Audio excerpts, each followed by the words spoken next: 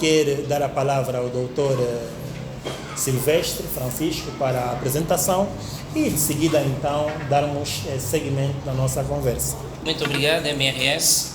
Espero que consigamos atingir as vossas expectativas. Sei que estão expectantes. Nós também estamos expectantes para podermos pregar um bocado mais sobre a fiscalidade. Espero então que tenhamos uma boa conversa e que sirva de contribuição para os que nos veem e nos ouvem, em particular para a Administração Geral Tributária. Portanto, juntos somos mais fortes, juntos vamos mais longe. Ok. Mas, MRS, eu ainda prefiro o slogan do município do Cazé. Perfeito. Juntos fazemos melhor. Doutor, e para começar mesmo, talvez para nos distrairmos um pouco mais, por que fiscalidade e não medicina, engenharia ou uma outra disciplina, qualquer que seja? Boa pergunta. Eu não sou aquilo que de facto pensei ser. Ou seja, eu nunca tive a opção de ser economista. Eu sou licenciado em Economia na opção de Contabilidade e Administração. Sou mestre em Mercado de Capitais. Nunca pensei em ter estas formações. Eu sempre pensei em ser cantor, jogador. Pensei em ser uma pessoa do mundo, andar o mundo todo. Já pensei até mesmo ser poliglota, apenas falar línguas. Eu comecei a falar de imposto numa altura em que tive que acompanhar a minha mãe na Namíbia. Ela foi comerciante naquela época e como já falava inglês, eu terminei o inglês em 99, já falava inglês, eu então fui tradutor da minha mãe naquela época, quando ela estava a transitar da Namíbia para Angola, precisava pagar algumas taxas e eu fui lá intermediar a conversa, percebi que devia ser feito algum desconto no pagamento e achei que aquilo não estava certo. Então questionei-me, por que é que está sendo feito esse desconto? Deram-me uma aula que eu não percebi e eu disse para mim mesmo, quando chegar em Angola eu tenho que aprender sobre isso. Eu procurei aprender sobre os impostos, depois percebi que eu já domino o imposto porque eu já pagava imposto na África do Sul. Eu fiz 7 anos na África do Sul. Nunca entrei para uma escola, nunca fiz formação de fiscalidade, não tenho nenhuma formação sequer. O que é que o doutor acha relativamente à literacia fiscal? Acha que é responsabilidade do contribuinte aplicar-se naquilo que são os normativos fiscais, fundamentalmente agora com o IVA, não é?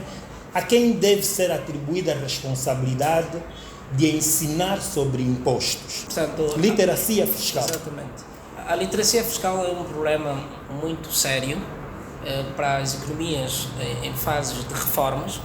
Portanto, a Angola é uma delas e eu acho que a literacia fiscal é um dos elementos em falta na Administração Geral Tributária. Para responder à sua pergunta, a Administração Geral Tributária é a responsável para a educação e literacia fiscal. Mas a Administração Geral Tributária pode terciarizar esse serviço. O Brasil, por exemplo, terciarizou. Pode terciarizar, mas atenção, a tercialização deste serviço, que é a literacia fiscal, deve de forma contínua estar sob o comando da Administração Geral Tributária. Ou seja, a Administração Geral Tributária, através do Decreto Presidencial 5011, de 15 de março, que é o PERTE, ela orienta essa responsabilidade para a Administração Geral Tributária. Ela diz que ela deve defender, representar o Tesouro Nacional. Okay. Portanto, essa lógica significa que a AGT deve estar no centro de tudo, deve controlar a arrecadação. E literacia gera arrecadação. Portanto, a AGT deve ser responsável. As empresas contabilistas, quando falam de imposto, mesmo eu, Silvestre Francisco, quando falo de imposto, de uma ou de outra forma estou a fazer a literacia fiscal. Mas a literacia fiscal deve ter um acompanhamento da Administração Geral Tributária. Ela é que promove os impostos, promove a política fiscal, porém ela deve controlar os meiando e a disseminação de matérias ligadas ao imposto. Sente que a AGT não tem estado a preparar os contribuintes relativamente a matérias tributárias? Ok. Permita-me primeiro dizer o seguinte, o que eu defendo eu não invento. Perfeito. Veja só o que é que diz a Constituição da República. Ela diz o seguinte, relativamente à organização econômica, financeira e fiscal, diz o seguinte, a organização e a regulação das atividades econômicas assentam na valorização, em geral, dos direitos, da liberdade econômica, sobretudo na valorização do trabalho, da dignidade humana e da justiça social.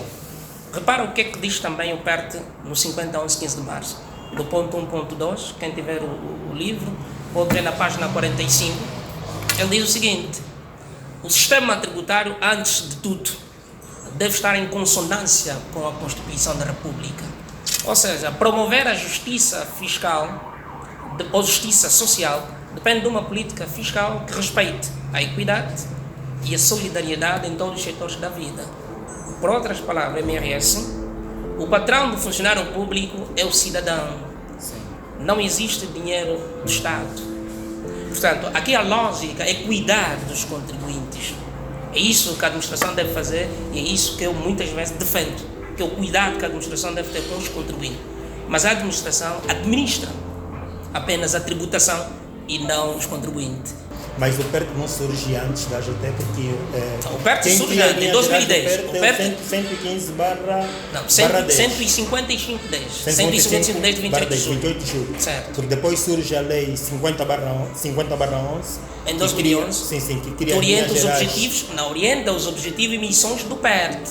Sim, são as chamadas linhas gerais do projeto do PERT. Exatamente. E este PERT, mas nesse 50-11, ele dá nota de que o PERT deve cuidar de criar uma administração geral tributária. E o pseudônimo foi mesmo esse, a AGT. Que nos termos do 324... 14 de 15 de dezembro.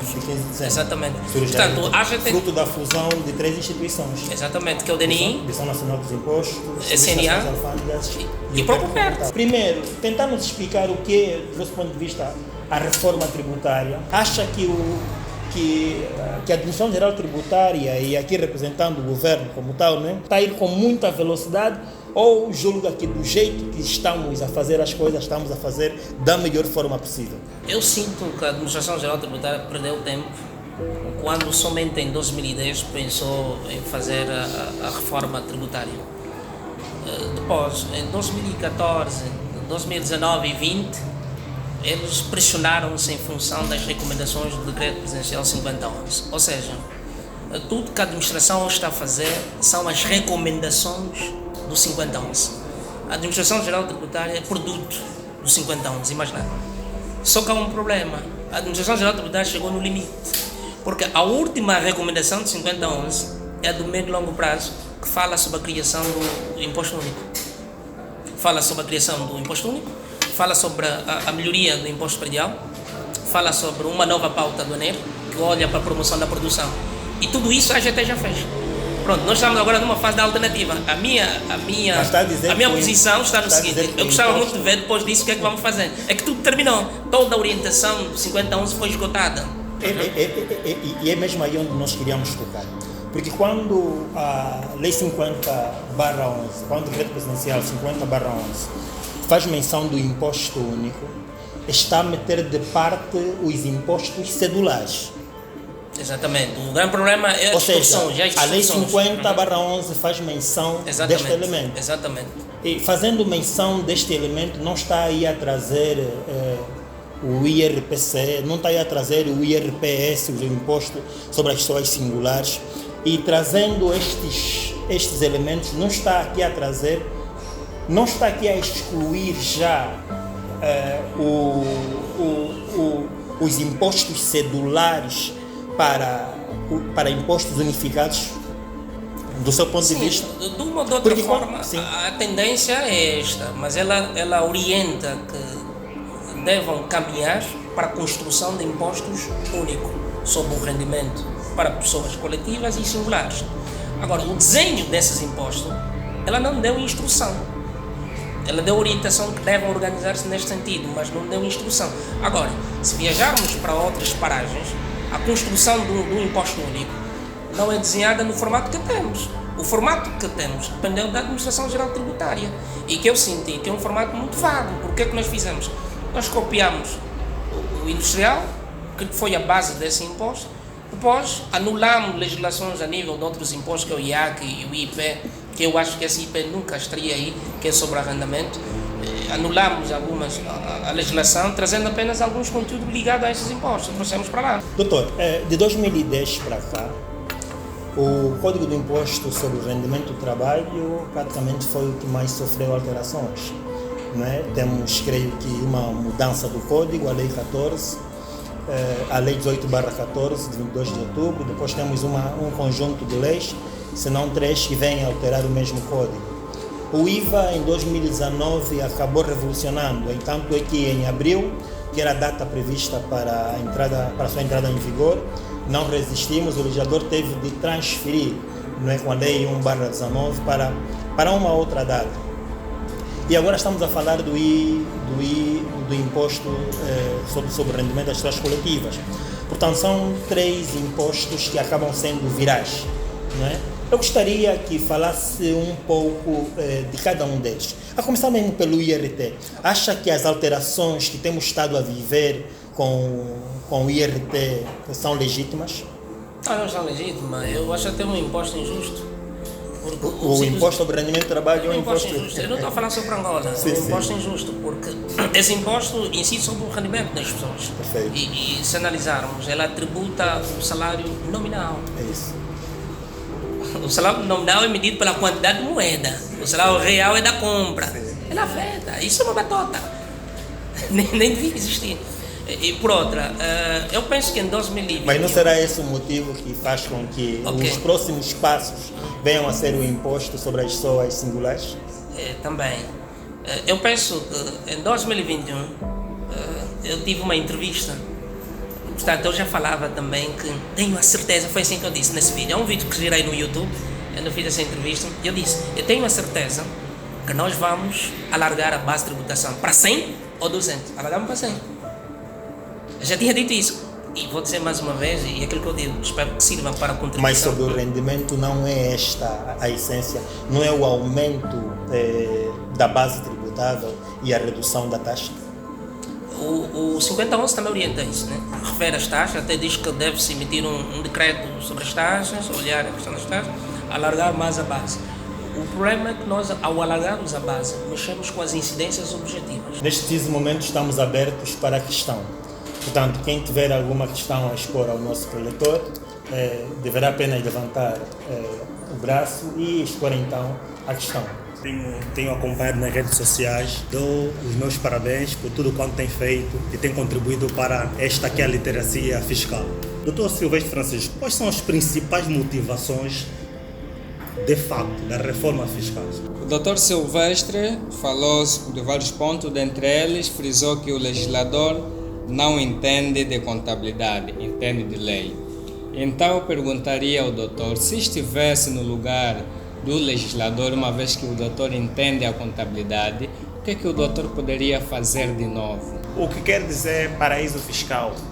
Costumo dizer que esse país é um paraíso fiscal e coisas do gênero. Eu agradeço imensamente o carinho, as reais motivações da reforma fiscal. Portanto, o desenho atual da reforma fiscal dá nota que é urgente que se pense num sistema fiscal inclusivo, ou seja, que todos entrem, sintam-se bem e venham como dever da cidadania.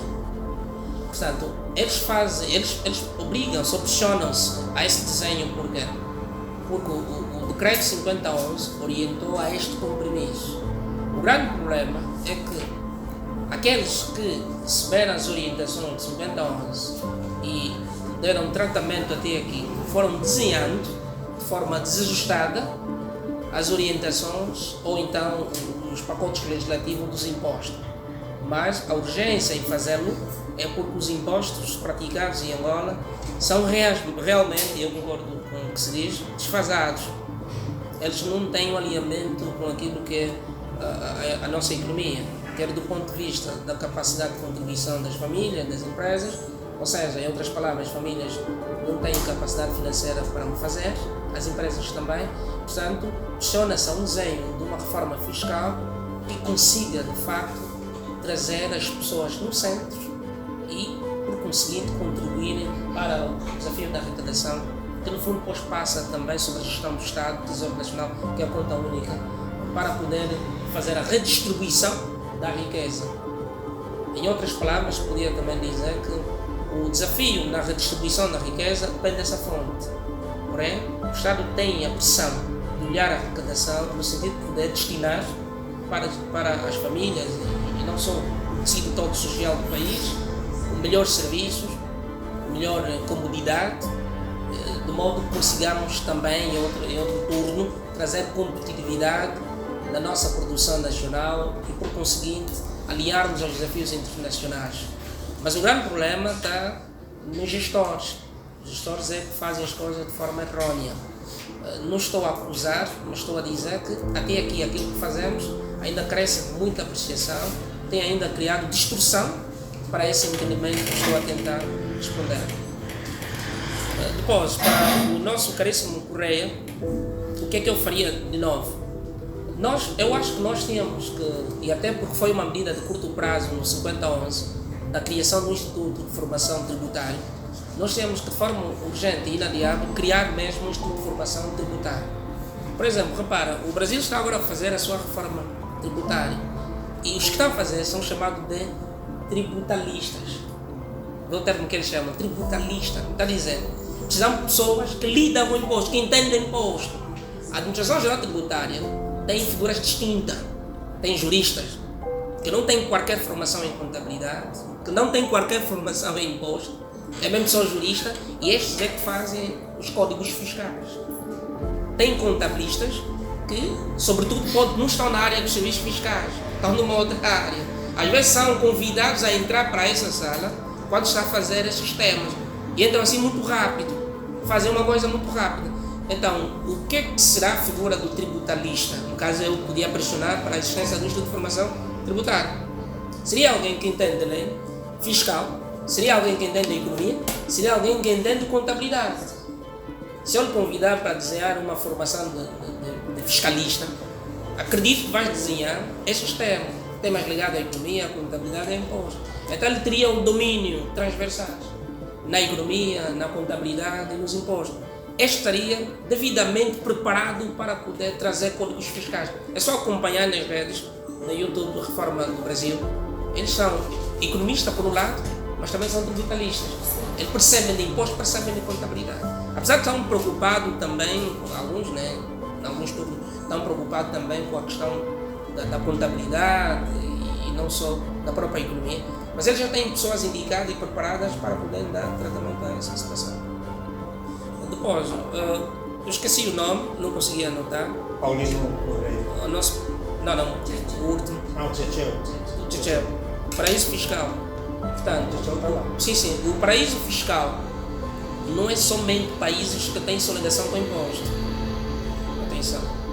Paraíso fiscal também são países que a taxa que se cobra, a repercussão da taxa que se cobra, ela é benéfica em relação ao custo que se está a ter no presente. Há um economista que defende isso, Adam Smith. Ele diz que o custo que se tem com o imposto agora é inferior em relação ao benefício. Vai, por exemplo, para a Dinamarca. A Dinamarca, em 2017, pressionaram o executivo para retirar a luz elétrica. Eles disseram que era um excesso de luz elétrica. Pronto, há coisas que também são boas no escuro, né? Pronto, mas eles pediram que se retirasse, porque a luz elétrica, o sistema de saúde, depende dos impostos. Portanto, eles pagam imposto para ter luz e eles mesmo disseram, pode tirar. Aquilo que nós estamos a ver com o nosso imposto, pode tirar. Isso é um paraíso fiscal, ou seja, a repercussão é positiva, há uma proporcionalidade, é linear. A contribuição é linear em relação ao benefício. Portanto, isso pode ser também tido como elementos de paraíso fiscal. Apesar de que muitos veem a lógica do paraíso fiscal apenas na sonegação. A sonegação é a lógica de que os impostos não ocorrem. Ou impostos são muito reduzidos, de baixo. Depois são muito reduzidos. É como uma taxa de juros. Se hoje fores fazer empréstimo a um banco de 100 milhões de kwanza, há uma taxa, por exemplo, 1000 kwanza a mês, isso é muito barato, é um custo muito barato, é um custo financeiro muito barato. As pessoas estão dispostas a fazer esse empréstimo. Portanto, eles chamam isso um paraíso. Portanto, nos impostos, essa lógica também ocorre para alguns, falei agora do Japão, ocorre, as taxas são muito reduzidas no Japão. Até há países que têm apenas 1 a 12 impostos. Guiné Equatorial tem 1 a 12 impostos. Por exemplo, o IRT é dos impostos que arrecada-se muito. Nós não vemos isso no IRT. Estamos a olhar muito o IVA, mas o IRT arrecada muito. Nesse país, o IRT é do seu maior imposto. Contribui muito para o Estado. Há países que vêm. Estes também olham a lógica de um paraíso fiscal. Ou seja, eles não olham na perspectiva de que a taxa é baixa, mas de que não há muita asfixia. estou a tentar trazer vários temas ou conceitos para um paraíso fiscal. Então, ter um país que tem 12 impostos, mesmo que a taxa seja alta, mas 12 impostos, e todo o resto da atividade não está afetada a imposto nenhum, também pode ser tido como um paraíso fiscal. A lógica, o sentido único é que o empresário consegue manobras, tem manobras. Então é isso. Paraíso é tudo que é bom, onde há manobra, há felicidade. O índice de felicidade é muito alto. Então essas são lógicas do paraíso fiscal. Temos mais 3 questões. Vamos começar com o Dr. Melquisedeque, depois a doutora Teresa e de seguida então a doutora Alice. Considerou um procedimento errado, mais ou menos foram essas palavras, de que se calhar daqui a um tempo a entidade competente poderá reconhecer tal erro. Então gostava de perceber melhor essa abordagem para um melhor enquadramento. A minha segunda questão é saber do Dr. Silvestre qual é a taxa que defende para o imposto industrial, o futuro IRPC, a taxa ideal para o contexto angolano, e também, caso seja possível, a taxa ideal para o IVA, taxa geral no caso. Se concorda com os 14, se discorda, qual seria a taxa e porquê que seria essa outra taxa e não as atuais taxas? Obrigado. Gostava de parabenizar o Dr. Silvestre pela magnífica aula, posso dizer assim. O Dr. Silvestre, né, falou da literacia fiscal e a responsabilidade da AGT. E o Dr. Silvestre ainda frisou que não existe dinheiro do Estado, a AGT deve cuidar dos contribuintes. Eu pergunto ao Dr. Silvestre, será que a AGT tem cuidado de facto dos contribuintes? Será que a AGT tem cuidado dos contribuintes de facto? Eu trago a seguinte questão: qual é a utilidade do NIF para nós? Qual é o objetivo principal de uma reforma tributária? E onde é que os legisladores olham para ter uma base para uma reforma tributária? Bom, parcela fixa no IRT. Bom, eu não vou salvar aqui a AGT por um minuto. Eu, muito sinceramente, a respeito da Administração Geral Tributária, mas já gerei várias contribuições, nem tive benefício nenhum.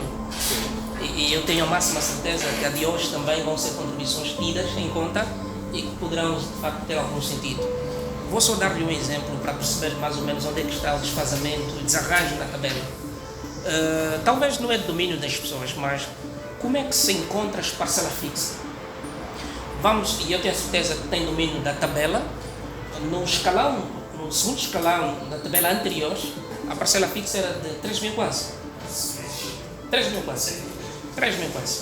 Segundo escalão, 3 mil quase. E a taxa 10%. O limite inferior 100 mil quase. Como é que se encontra o 3 mil quase? O limite superior 150 mil quase.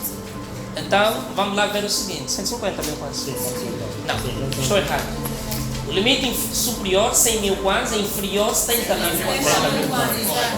Vamos lá ver. 100 mil quase, aqui é o limite superior, menos 70 mil quase, aqui é o limite inferior, estamos até 30 mil quase. Vezes a taxa de 10%, quanto é que estamos até? 3 mil quase, aqui é a parcela fixa. Tem alguma utilidade esses cálculos? Agora tiramos.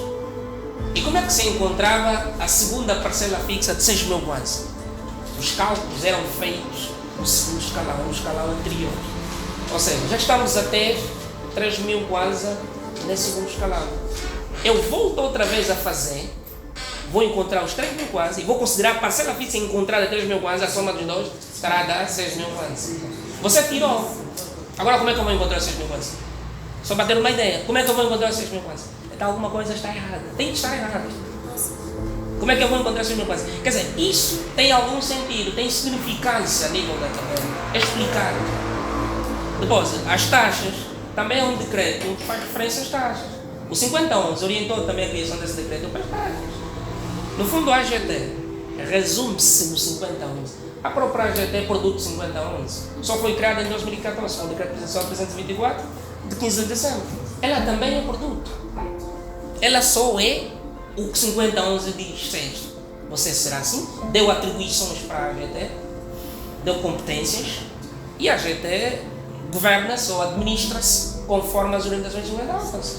Portanto, isso é só para ter uma ideia que está errada. Depois, talvez num outro turno, no caso existe alguma prestação que queiram que eu faça, aí eu vou explicar qual é o desfazamento real e como é que afeta no rendimento das famílias.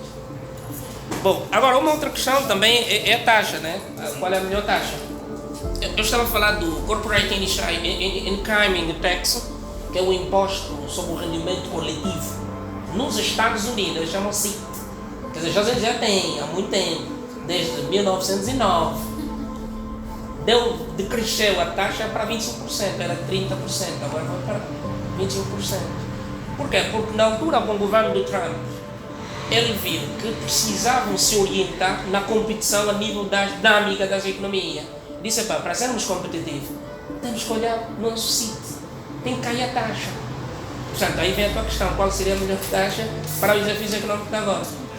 Eu não vou salvar também, já opinei, em 2000, penso que foi em 2019, eu opinei, 17 ou 18, que eu opinei que a taxa saísse de 30 para 25, graças a Deus foi ouvido, agora 25%, mas tinha dito que entraria só para o cofre do Estado 20%, os outros 5% eu tinha feito as indicações da distribuição, mas também já ouvi que haverá possibilidade de deixar até 20%. Já ouvi por alguém mesmo da administração, que há possibilidade de deixar até 20%. E deste modo, já estou a responder a outra questão. Eu não sei se assim estamos a cuidar do contribuinte. Uma das questões, se calhar pode responder por assim. E uma outra questão que eu também posso trazer como resposta a nível se cuidamos ou não os contribuintes, tem a ver com as disseminações em termos de publicidade que a gente faz, que eu chamo que são disseminações paliativas, a nível da literacia fiscal, eles não têm muito alcance. E uma delas foi aquela que estava a ver com o IVM, onde passava, dizia que o avião sem asa não consegue voar, sem o IVM você não consegue andar. Eu não sei se assim estamos a cuidar do contribuinte. Por quê? Porque isso eu chamo de ameaça fiscal. Estamos a ameaçar, vai pagar o IVM, você não vai andar. Assim estamos a cuidar do cidadão, essa é a questão. Pronto, eu não estou a dizer que a AGT é todo errado, estou a dizer que precisamos corrigir urgentemente a filosofia da literacia fiscal. E é normal que se aceite isto. Muitas das minhas contribuições seriam assim, por que não aceitamos de forma aberta? Portanto, há uma outra questão que tem a ver com isso, tem a ver com qual é a importância do NIF. O seu NIF, ele consegue fazer um controle dos impostos que você pagou para depois exigir isso ao responsável para a liquidação e pagamento. Porque há penalizações. Repara que se quem é responsável para a liquidação e pagamento não fizer, ele tem penalizações a nível do Código Geral Tributário. São 4.000 kwanza por nome. O objetivo principal de uma reforma fiscal é olhar para o povo, como pessoas, e trazer um sistema fiscal que se adeque de facto sobre os desafios das pessoas e do país. Portanto, a questão que levantava também sobre a questão dos sistemas informáticos a nível do tratado dos contabilistas, eu acho que um dos grandes problemas tem a ver com a organização a nível deste quesito. Repara, o PEC também orienta que a gente deve afinar as suas técnicas a nível dos programas informáticos. Não é algo novo que a gente fez, esse portal do contribuinte, etc. Esses são também temas já levantados no PEC, para ter que orientou para a gente fazer. Só que se lerem o PEC, vão ver que a orientação que está fazendo, ou seja, a nota que dava sobre essa orientação não era exatamente conforme vemos hoje, era diferente. Falava, por exemplo, de termos um guichê virtual. Nós não temos guichê virtual. Nós não temos até agora, falava de ter um guichê virtual. O guichê virtual podia ajudar muito bem os contabilistas, os empresários, a ter a melhor percepção de como usarem o sistema, fazerem as coisas, etc., para poderem ter atenção sobre o cuidado que devem ter e os conflitos que venham a ter a nível da administração geral tributária. Por quê? Porque o sistema informático ele não está ajustado com a lei. A lei prevê uma coisa, o sistema informático prevê outra coisa. Por isso é que há muita circular que vem falando, olha, agora atrasou-se o pagamento, só vai ser do mês X, porque agora não vai ser agora. Mas a lei diz, não, aí no final desse mês, o sistema informático está bom, esse vai ser assim, não está alinhado, tem muito, assim, há determinados problemas. Só que eles depois dizem, não, é o sistema, e o contabilista também só recente, aí está o problema, eu fico chateado com os contabilistas. Eles não veem a possibilidade de discutir, eles só dizem, epa, está mal, está pesado o sistema, não vai ser saber. Quer dizer, não quer saber por que está pesado. O problema são erros técnicos, não é sistema. Não, erro técnico mesmo. Alinhamento das técnicas informáticas com a legislação. O PERT orientou uma coisa, eu disse que não vou salvar até aqui todo. Mas se lerem perto vão perceber qual foi a orientação, só que a forma como fizeram está errada, está na contramão, por isso é que vem os problemas. São problemas técnicos. Depois o que é que fazem? Chamam o CPCA para eles ajudar. Conversam com os contribuintes, vamos ter atraso, vocês mesmo podem receber, fazem o favor de receber, e aí você chama os contribuintes, os contábeis, vamos nos organizar, tenham calma, o problema do sistema, só para poder salvar aquele momento. Então não dizem está pesado, vejam o que é que se passa. Esse é um problema técnico. Doutor Silvestre, muito obrigado. Nós não nos esgotamos nas questões, mas também acreditamos que em próximas ocasiões teremos ainda o prazer de o voltar a ter. Questões como o Tribunal Fiscal, questões ainda relacionadas ao Orçamento Geral do Estado, uma vez que saímos de 20 bilhões para 24 bilhões de kwanzas, há aqui uma diferença de cerca de 4 bilhões de kwanzas em título de impostos. Portanto, não vamos fazer esta conversa hoje, mas fica-nos a responsabilidade de, em próximos tempos, chamá-lo então, ou seja, para voltarmos a falar destes e outros elementos. Dito isto, gostaríamos de dar a palavra ao doutor para últimas palavras, aconselhamento ou ainda considerações finais, antes mesmo de tomarmos a palavra para o encerramento. Exatamente. Portanto, eu gostaria que todos vissem o desafio fiscal como um dever da cidadania. Portanto, se virem desta forma, gostaríamos a fazer sempre de ser contribuições para a Administração Geral Tributária. Na verdade, eles perdem uma oportunidade de serem vistos como parceiro, mas são mesmo parceiros. Nós somos mesmo parceiros. Então, a nossa posição deve ser sempre de contribuição e só temos que corrigir o seguinte: juntos somos mais fortes, juntos somos mais loucos. Temos que corrigir. Deve ser, junto fazemos melhores. Deve ser assim. O Kazenga tem e isso é muito bom. Ou seja, aceitar todos. E os serviços regionais deviam ter feito isso, porque também o 5011 fala do recrutamento, né, de haver mais pessoal ao nível da Administração Geral Tributária, da formação, até a formação de fiscalidade internacional. Portanto, devia ser feito isso. Não estou a desencorajar a olhar a AGD como adversário, ou auditores que passam apenas a fiscalizar o trabalho das pessoas, mas não. Pecam em algum aspecto, mas devem olhar como parceiro. Agora, a nível da Administração Geral Tributária, é importante que tais contribuições, mesmo que desalinhadas, sejam tidas em conta. Estamos abertos para as contribuições. Do lado do CFMRS, eu gostava de cá estar mais vezes, eu sinto-me bem ao lado do meu amigo Manuel Ribeiro. É um prazer e de continuar também. Desta forma estou a disseminar também, estou a fazer literacia fiscal. É um prazer estar cá, voltar outra vez, gostava muito que tivesse um outro convite, um novo convite. De resto, eu acho que vamos continuar a fazer as nossas contribuições. Muito obrigado pelo carinho de todos. Estou muito feliz, gostei de estar com os senhores. E um bem-aja para todos. Muito obrigado a todos.